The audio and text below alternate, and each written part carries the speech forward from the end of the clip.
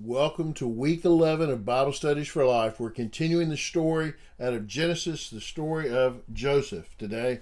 And we pick up this next event that's happened. He's been in the prison, interpreted the dreams, and then he got forgotten about. They just forgot him, didn't remember him until Pharaoh's had a dream that nobody's able to interpret. And there's a remembrance that comes, oh yeah, there was a guy I was in jail with. He helped me out. He interpreted my dreams. Why don't you listen to him? So Pharaoh calls Joseph out, and we pick up in chapter 41 as Joseph has heard the story from Pharaoh, the dream, and now he's going to interpret it. Before we look at that, be sure and subscribe to the channel if you haven't already. Like the videos, comment on them, share them with other people. We appreciate that. All right, let's look at Genesis 41. It says, "It is just as I told Pharaoh. God has shown Pharaoh what he is about to do. 7 years of great abundance are coming throughout the land of Egypt, and after them 7 years of famine will take place. And all the abundance in the land of Egypt will be forgotten. The famine will devastate the land. The abundance in the land will not be remembered because of the famine that follows it, for the famine will be very severe. Since the dream was given twice to Pharaoh, it means that the matter has been determined by God, and he will carry it out soon." Okay, Joseph has been very clear with Pharaoh that God controls all the dreams. God's the God of all the dreams, right? So you want to know what a dream means, you ought to go to the God who's the sovereign over all the dreamers. Okay, so he's showing you what he's about to do, and it's important here too that as he phrases this to Pharaoh, Joseph does not back off of his belief in Yahweh. He doesn't sugarcoat it in any way. He's very clear and very direct about it. God has shown Pharaoh what he's about to do, that this has been determined by God, and he will carry it out soon. There is, for Joseph, a clear understanding that God is in control and that God does what God wants to do, and you don't get to manipulate God into doing something differently than what God has determined he's going to do. And this is very different and a challenging idea to an Egyptian who believes that the gods can be manipulated, they can be bought off, you can do things for them and please them, and somehow, and Joseph's like, that's just not what happens. God's decided what God's going to do, and this is what's going to happen. All right, there's going to be 7 years of abundance, and then there's going to be 7 years of famine, and during the famine, everybody's going to forget about the good years. They're going to be living in the bad years. This is how it's going to happen.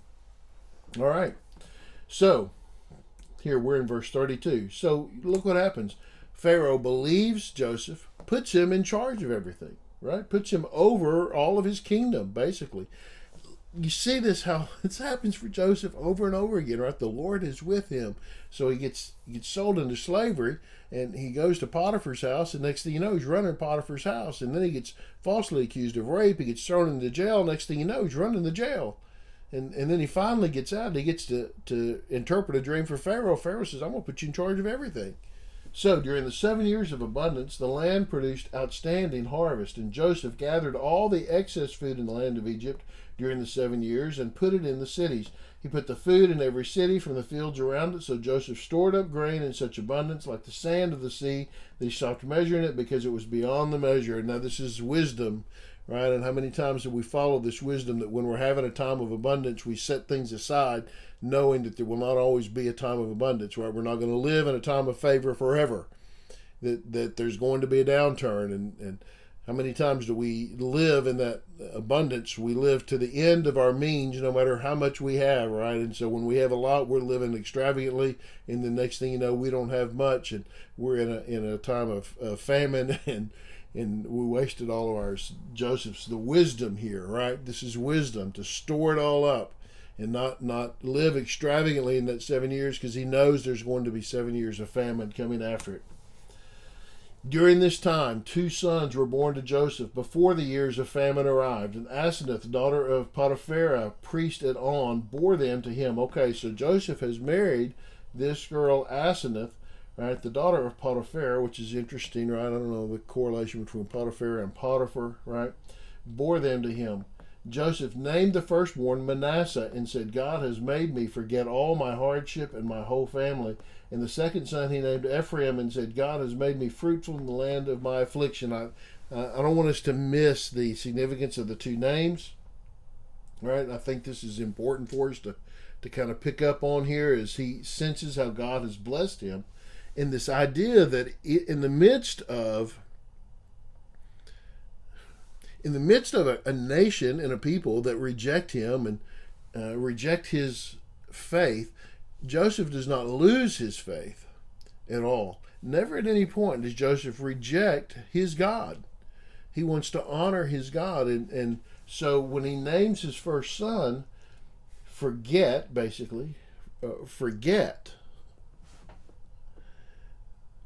he's naming his son after a God who enables him to forget the hurt.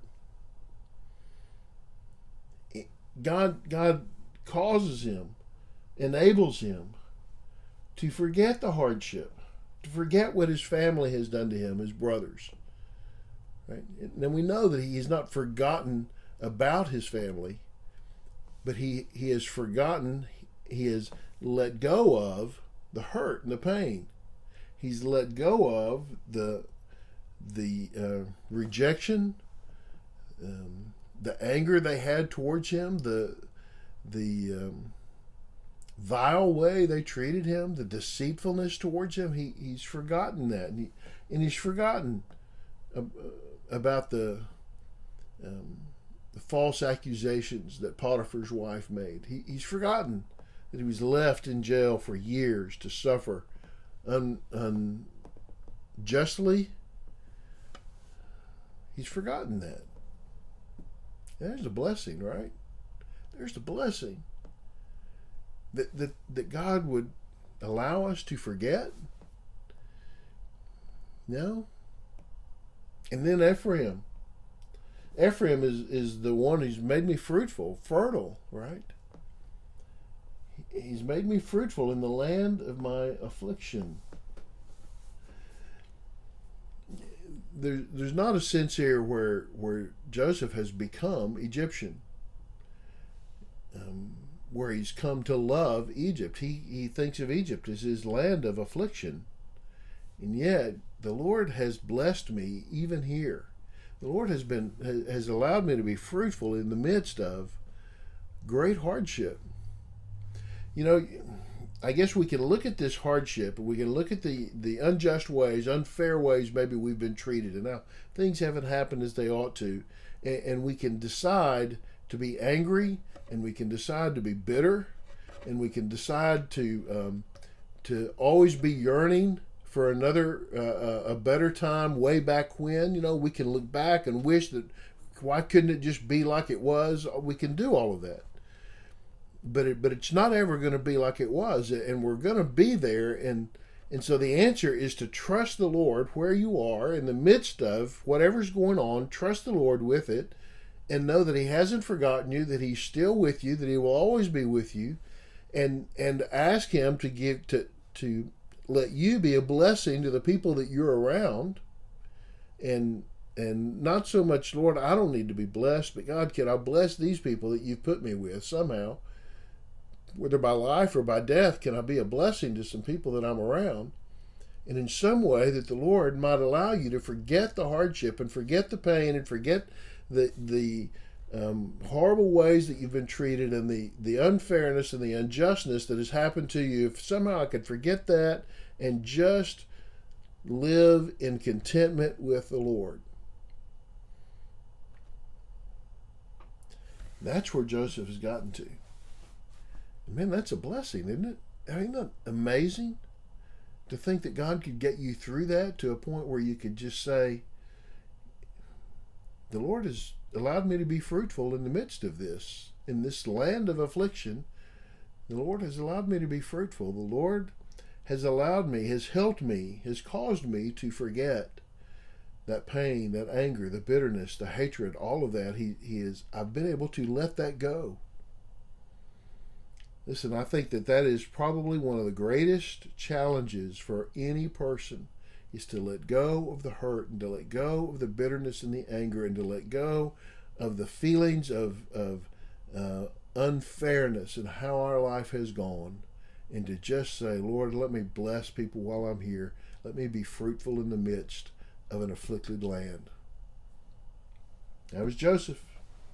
Hey, thanks for watching. Hope this has helped. God bless you for teaching. I really appreciate all of you that are doing that, and appreciate if you subscribe to our channel, like, comment, share it with others. We're looking forward to finishing out the story of Joseph over the next couple of weeks. We'll see you next time.